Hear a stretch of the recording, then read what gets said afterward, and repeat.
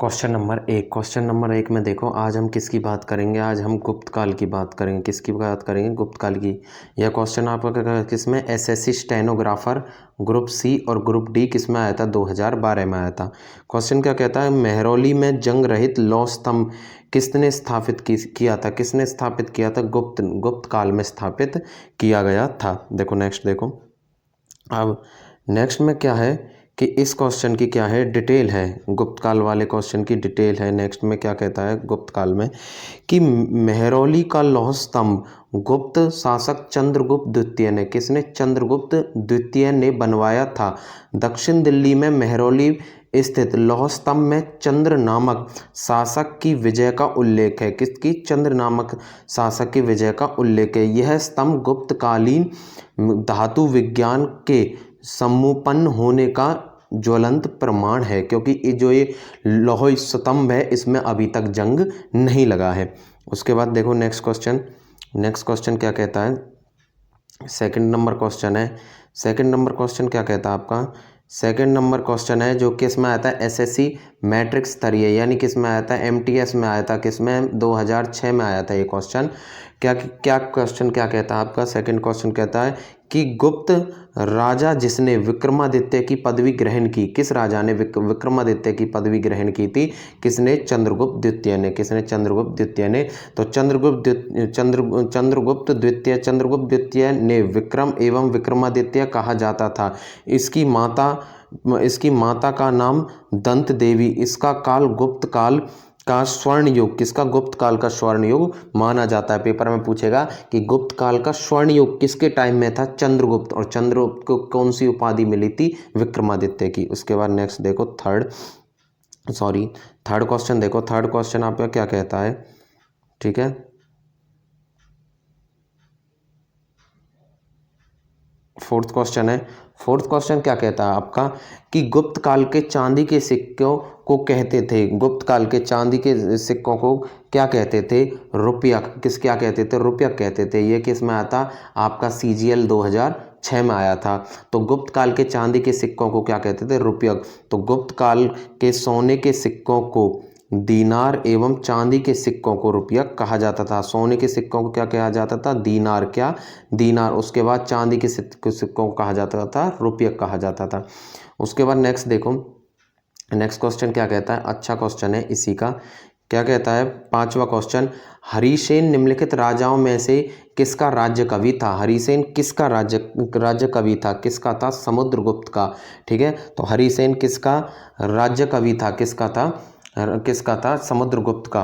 ठीक है, कैसे था? डिटेल देखो इस क्वेश्चन की। डिटेल क्या कहता है? डिटेल कहता है कि हरिसेन समुद्रगुप्त का राजकवि था।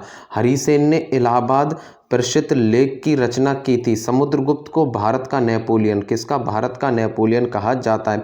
समुद्रगुप्त ने अश्वमेधकर्ता की उपाधि धारण की तथा इसे कविराज भी कहा जाता है। तो हरिसेन था, किसका राज्य कवि था? किसका राज्य कवि था? समुद्रगुप्त का। हरिसेन किसका राज्य कवि था? समुद्रगुप्त का। उसके बाद नेक्स्ट क्वेश्चन देखो। नेक्स्ट क्वेश्चन क्या कहता है आपका? नेक्स्ट क्वेश्चन 7 नंबर क्वेश्चन है। 7 नंबर क्वेश्चन क्या कहता है कि रोमन साम्राज्य के साथ भारत का व्यापार रोम पर किसके द्वारा आक्रमण के साथ समाप्त हो गया? यानी किसके साथ जब आक्रमण हुआ था, जो भारत का और रोम का जो व्यापार था वो खत्म हो गया। किसके आगे? हूणों के द्वारा। किसके द्वारा? हूणों के द्वारा।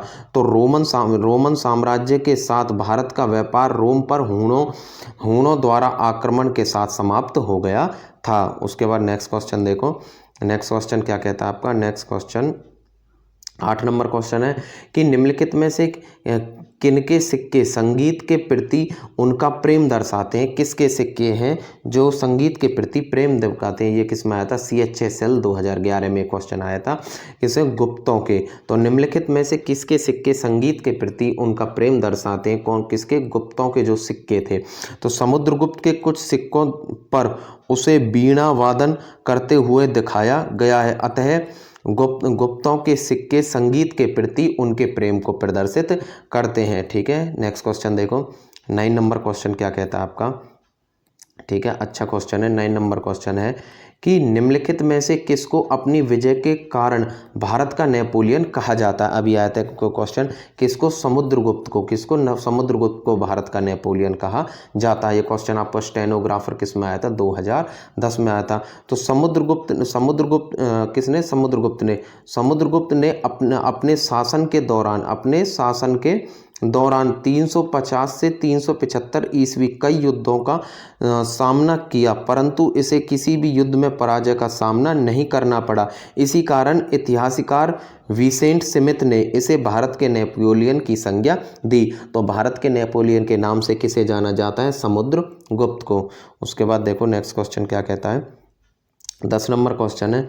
10 नंबर क्वेश्चन बहुत अच्छा क्वेश्चन है। क्या कहता है, भारतीय नेपोलियन के नाम से आमतौर पर किस हिंदू राजा को कहा जाता है। किस हिंदू राजा को भारत का नेपोलियन कहा जाता है, किसे, समुद्रगुप्त को भारत का नेपोलियन कहा जाता है। क्यों कहा जाता है, इसने कोई भी युद्ध नहीं हारा था। उसके बाद नेक्स्ट क्वेश्चन देखो, नेक्स्ट क्वेश्चन आपका क्या कहता है।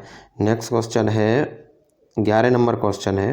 11 नंबर क्वेश्चन आपका क्या कहता है कि गुप्त काल में किस धातु के सर्वाधिक सिक्के जारी किए गए। गुप्त काल में किसके सर्वाधिक सिक्के जारी किए गए, किसके, सोने के, जो धातु होती है सोना, उसके सिक्के सबसे ज़्यादा जारी किए गए किस काल में, गुप्त काल में। ये आपका एसएससी डाटा एंट्री ऑपरेटर किस में, 2008 में आया था।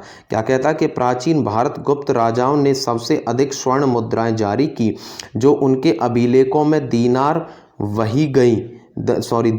कही गई। नियंत्रण, आकार और भार विलीय स्वर्ण मुद्राएं इनके प्रकारों और उपकारों में पाई जाती हैं। यद्यपि स्वर्णवंश में ये मुद्राएं उतनी शुद्ध नहीं हैं जितना कुषाण मुद्राएं, और कुषाणों के विपरीत गुप्तों ने तांबे के सिक्के बहुत ही कम मिलते हैं। इससे यह प्रकट होता है कि जन सामान्य में मुद्रा का प्रयोग जितना कुषाणों के समय होता था उतना अब नहीं होता। तो गुप्त काल में किस धातु के सिक्के सर्वाधिक चलाए गए थे, सोना जो धातु है उसके सिक्के बहुत चलाए गए थे। उसके बाद नेक्स्ट क्वेश्चन देखो, नेक्स्ट क्वेश्चन क्या कहता है आपका। नेक्स्ट क्वेश्चन है 14 नंबर क्वेश्चन है। 14 नंबर क्वेश्चन क्या कहता है, 14 नंबर क्वेश्चन कहता है कि इलाहाबाद स्तंभ शिलालेख किसने बनवाया था। इलाहाबाद स्तंभ शिलालेख किसने बनवाया था, हरिसेन ने बनवाया था। ठीक है, तो एसएससी किस में आया था, ये आपका सेकेंडरी CHSL 2015 में आया था। तो इलाहाबाद स्तंभ किसने बनवाया था, इलाहाबाद स्तंभ किसने बनवाया था, हरिसेन ने इलाहाबाद स्तंभ बनवाया था। उसके बाद नेक्स्ट देखो, नेक्स्ट क्वेश्चन आपका क्या कहता है। नेक्स्ट क्वेश्चन है 16 नंबर क्वेश्चन क्या कहता है।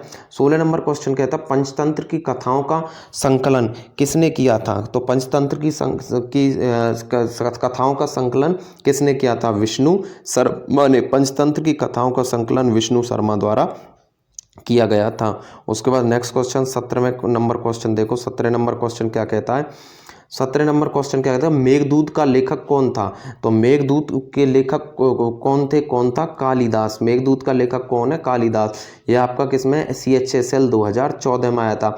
भारत के शेक्सपियर के नाम से प्रसिद्ध, भारत का शेक्सपियर कौन है, कालिदास।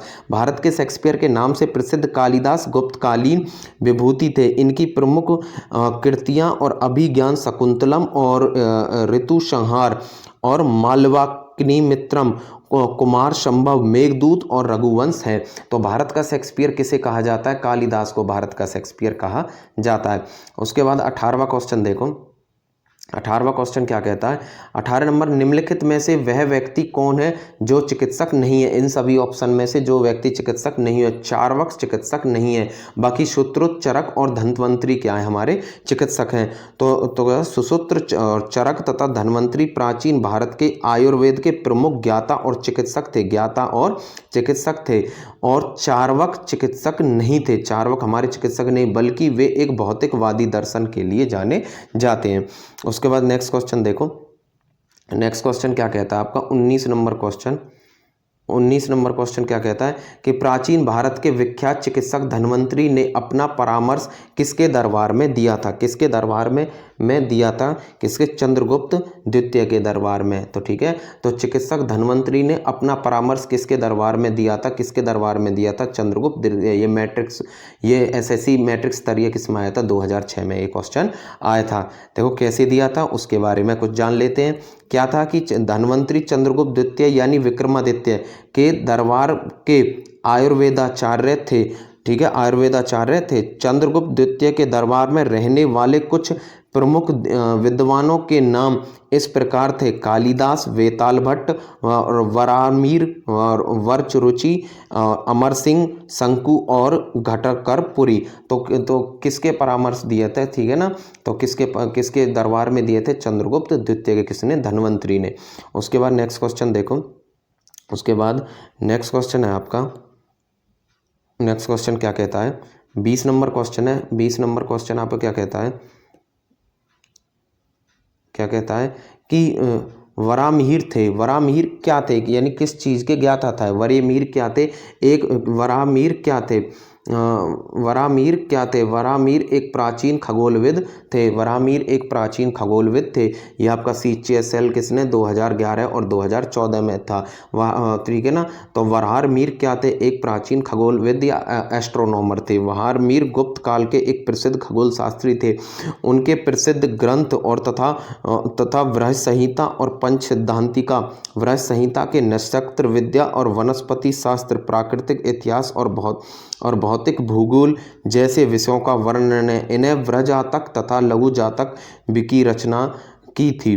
तो ठीक है ना, वराहमिहिर कौन थे, एक प्राचीन खगोलविद थे। ठीक है, उसके बाद नेक्स्ट क्वेश्चन देखो, नेक्स्ट और बिल्कुल आखिरी क्वेश्चन क्या कहता है आपका, उसके बाद गुप्त काल खत्म हो जाएगा कि किसके शासनकाल के दौरान अजंता की गुफाएं निर्मित की गई थी। किसके शासनकाल के दौरान, गुप्त काल के। ठीक है, ये आपका CHSL किसमें 2014 में क्वेश्चन आया था कि अजंता की गुफाओं का निर्माण या कार्य 2वीं शताब्दी पूर्व प्रारंभ हुआ था, लगभग 7वीं शताब्दी तक चला। अजंता की 16वीं एवं 17वीं गुफा का संबंध गुप्त काल से किससे है, 16वीं और 17वीं गुफा। 9वीं तथा 10वीं गुफाओं के चित्र प्रथम शताब्दी ईस्वी पूर्व के हैं।